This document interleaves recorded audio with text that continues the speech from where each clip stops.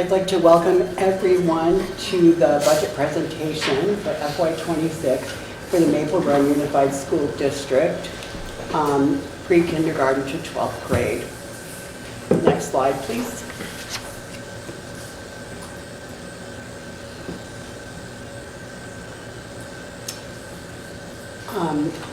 Projected on the screen right now is the Maple Run Board of Directors. I'm Nilda Ganella-French and I'm the board chair. There is a list of a total of 10 people representing the communities of St. Albans City, St. Albans Town, and Fairfield. There's a list there. Next slide. Okay, the schools that are involved in Maple Run Unified School District are Bellows Free Academy, St. Albans, Fairfield Center School, Northwest Career and Technical Center, St. Albans City School, and St. Albans Town Educational Center. Listed on this slide is also the number of students enrolled in the grades designated on under each school. Next slide. So Bill Campbell, our superintendent, and Brianne King, the business manager, will be reviewing some details of the Maple Run Unified School District budget for FY26.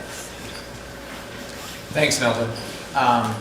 When we put together the budget for the Maple Run Unified School District, we look at our goals and where students are at. So on this slide, you'll see the 5 district goals that have been developed over the past 2.5 years.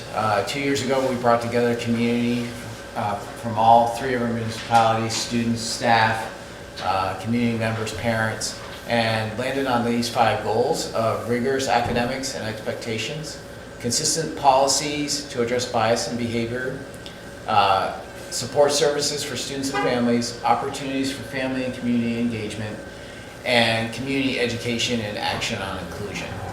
Last year, we brought together that same community partners. Is this 23, Catherine? No. Okay, thank you. Sorry.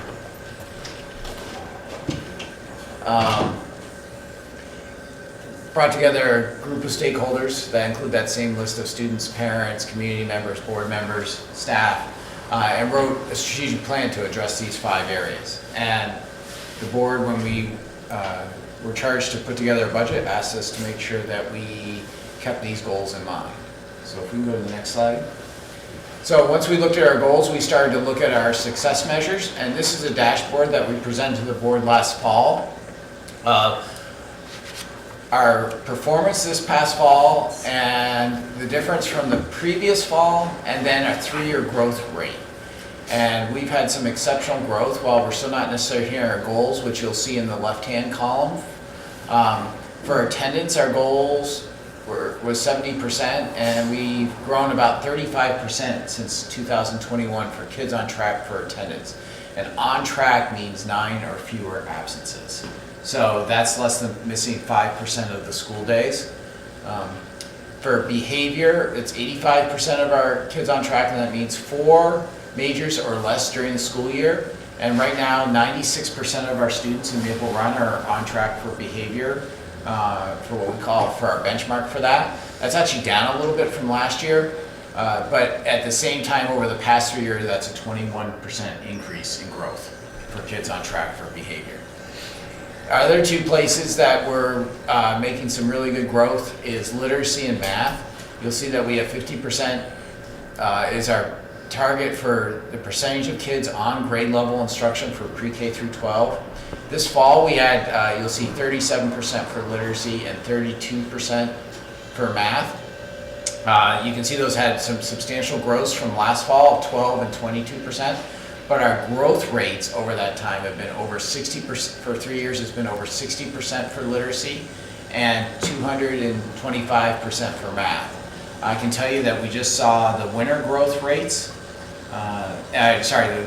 the winter percentages, and we're in the 40%, 42 to 45%, I believe, for on grade level for literacy and math. And the last one that's really incredible for us is our social emotional learning survey, which kids self-report where they're at with this. And we've been doing this pre-K through 12. And we've had you can see we wanted 80% of our kids. And the real measure that we use here of all the questions that are on that survey is that they have a sense of belonging. Do they have a trusted adult to work with in the school system? And we're at 84% this year. I will tell you we use a national survey that goes through Panorama for that. And so there's millions of students involved in that survey across the nation, and we're scoring at the 92nd to 94th percentile in kids feeling a sense of belonging.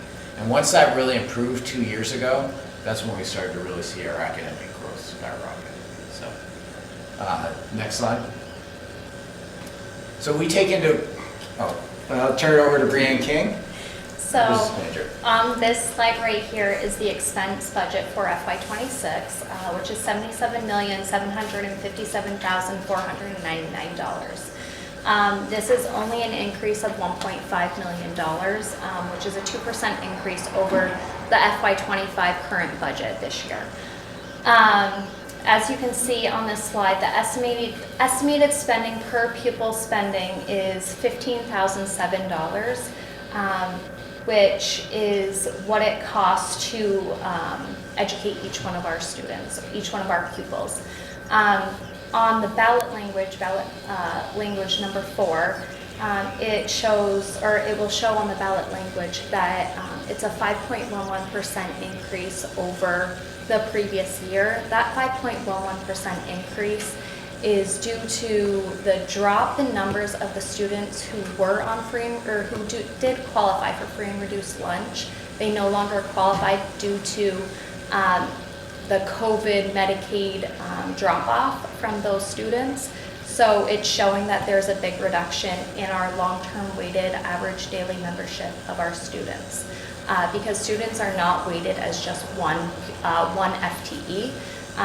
Due to their status, if they qualify for free and reduced lunch, they get extra FTE numbers. So with it being that 5.11% increase, we're actually seeing almost 100 more students in our schools here in this district. But with the students dropping off from the free and reduced lunch, it's actually the long-term weighted ADM number is showing a decrease in students, therefore giving us an increase in that percentage number.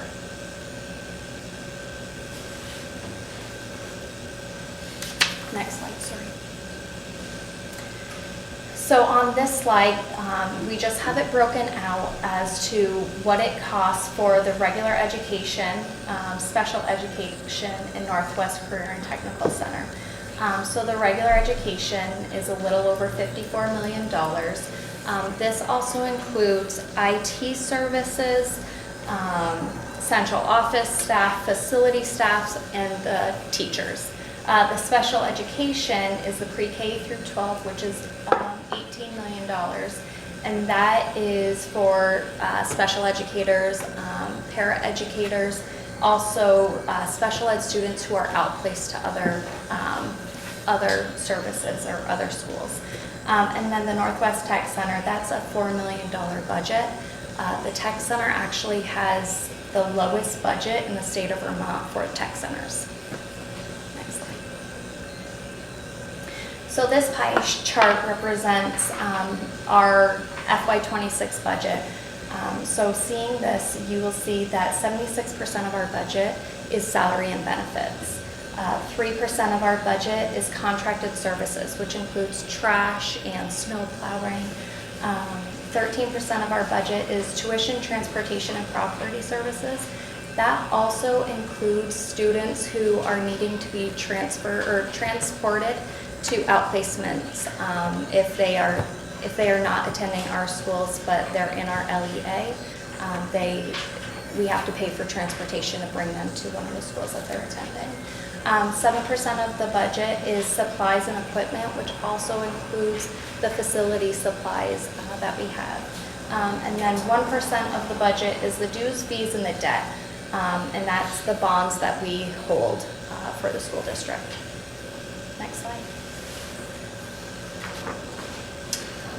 So when we look at what impacting the property tax rate, the one thing the board has control over is the expense budget. So they can look at FY '26 and say what's the proposed expense budget, and that's what they have in their control to ultimately control what goes to property tax payers as a tax rate.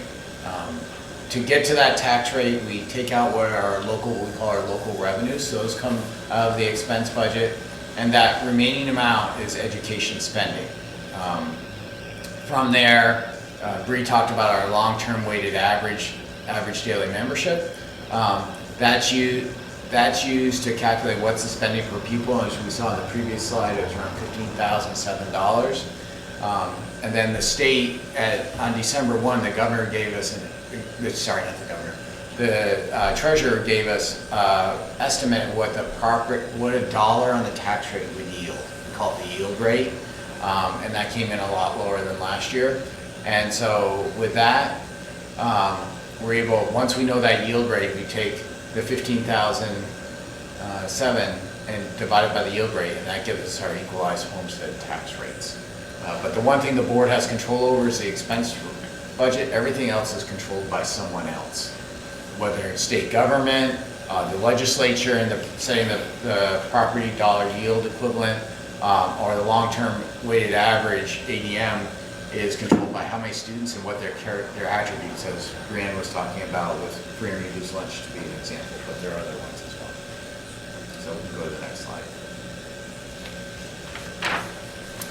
Okay, so this slide is talking about the estimated homestead equalized property tax. So on here, you'll see that the estimated tax rate is for Fairfield is 139%. That's because Fairfield had their properties reassessed a couple of years ago. St. Albans City is going through a reappraisal right now, and I believe they're finishing up, and the town is going through it, I believe, this summer. But you'll see this property tax rate reflected in the next slide as well. This is relative to what their tax rate will show. So Fairfield will see a decrease in their property value, or in their property tax bill, while St. Albans City and St. Albans Town will see an increase in their property tax bill. City is at 3 cents, where Town's at 9 cents, but then Fairfield, again, is a 6-cent decrease. Next slide. So on here, this is a breakout of what the property tax rate impact could be, or the estimated. So for Fairfield, if your house value was valued at $100,000, they would see a $49 decrease, where the St. Albans City would then see a $44 increase, and the town would receive a $99 increase. And this is all relative to what your tax bill states for your house site value. Next slide.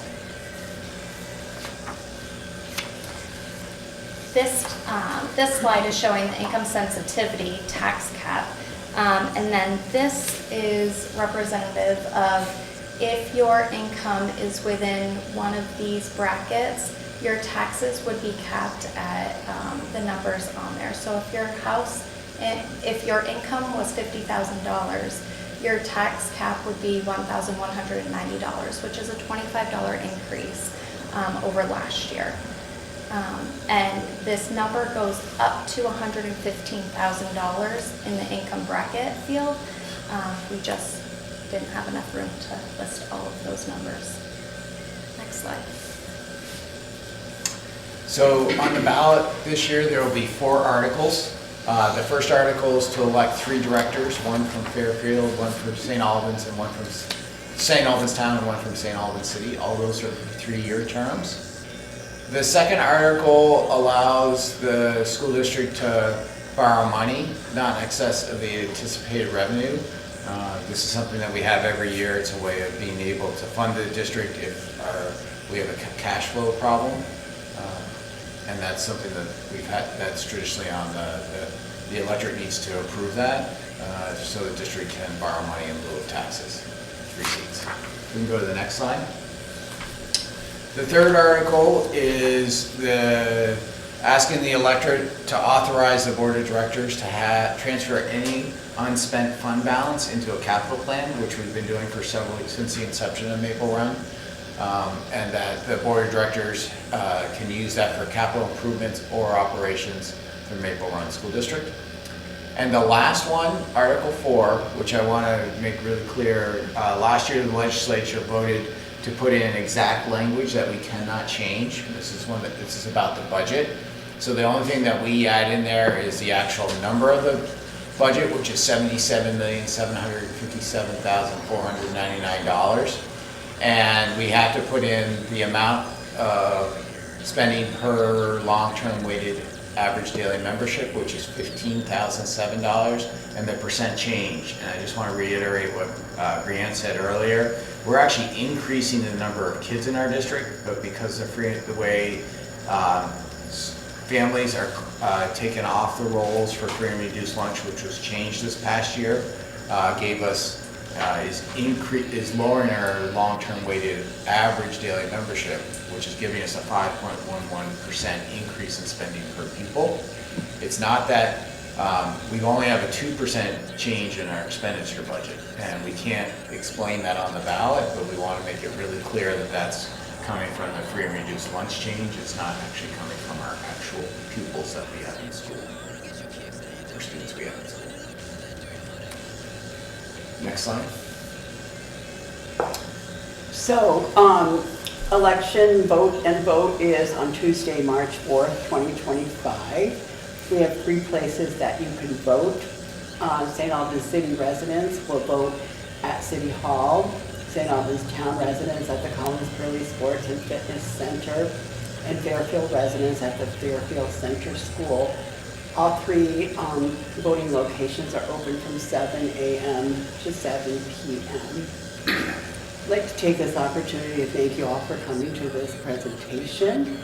I'd also just like to take a minute to thank all the staff from all 5 schools and all the work they've done to help with the budget work and this community with all the help they've done with our budget.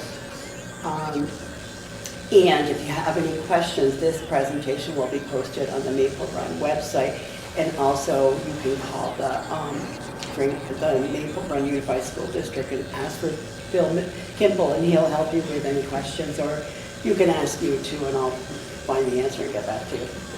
So, again, thank you all.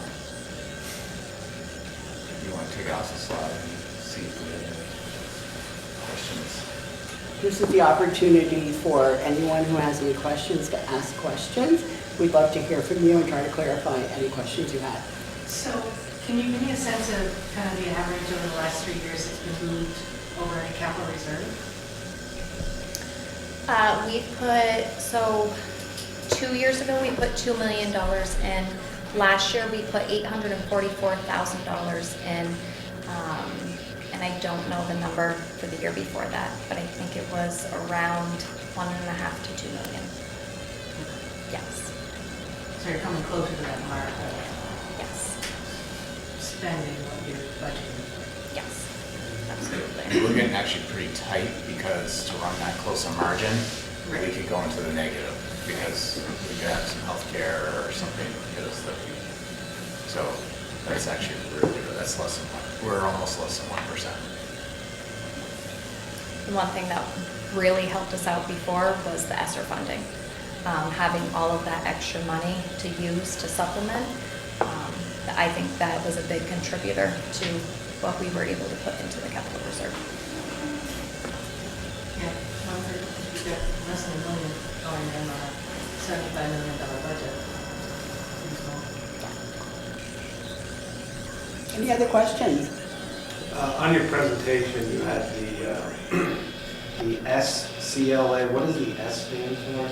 So that is the state common level of appraisal. So they did a calculation where it's 72% of what the common level of appraisal is. So you'll see that the numbers are actually different than what the State of Vermont website was last year. I believe St. Albans City was like 72% last year. So yeah, what's happened is they changed the calculation in last year's end of the year education bill.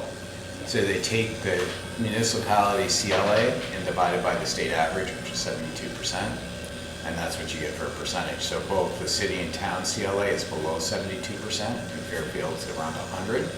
So when you do that division, you get those S state CLAs. For us. I've always seen CLA. Right, it just kind of smoothed it out a little bit, so not as much, there couldn't be as many peaks and valleys with CLA as there were in previous years. Thank you. And they changed that last year. Yep. Anyone else? Yes, sir. Is there any efforts to try to increase the enrollment in the trade school? I'm finding there's a huge demand out there for trades. Give you an example, my brother-in-law's in his late 60s, he's in the building trades, and he said that all of the guys that he works with are all in their 60s, and there's nobody coming up to do sheetrocking and plumbing and electrical and all of this stuff. Yeah. And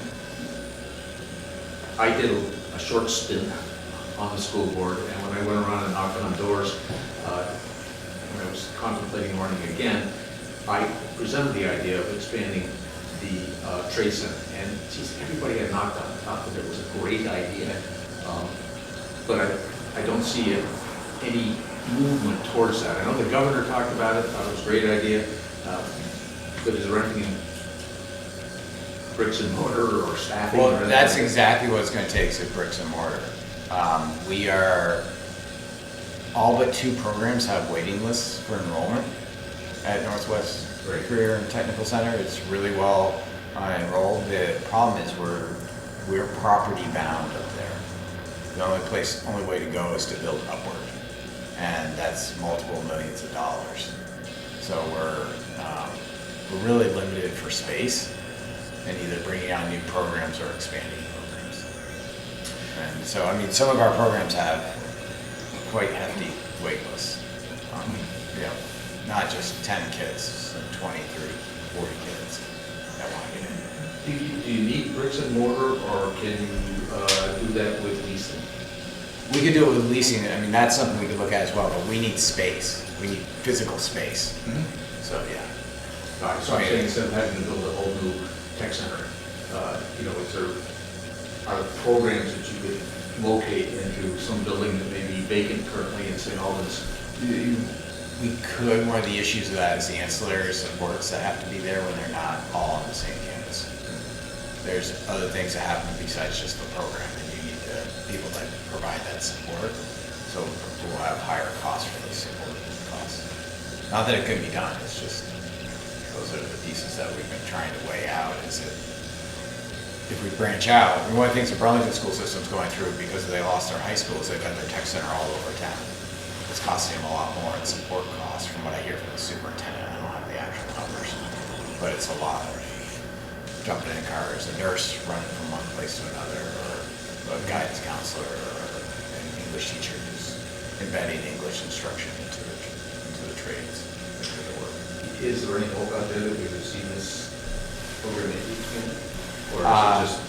Until the state comes up with construction aid, I don't see that happening. Unless, I mean, we just need, and we're talking multiple millions of dollars to get. And I really believe Franklin County needs a trade center for us to do it. I can't figure out how to get the money to do that. And there isn't any state aid for construction. Thank you. Anyone else? Well, again, thank you all for coming. This concludes our presentation.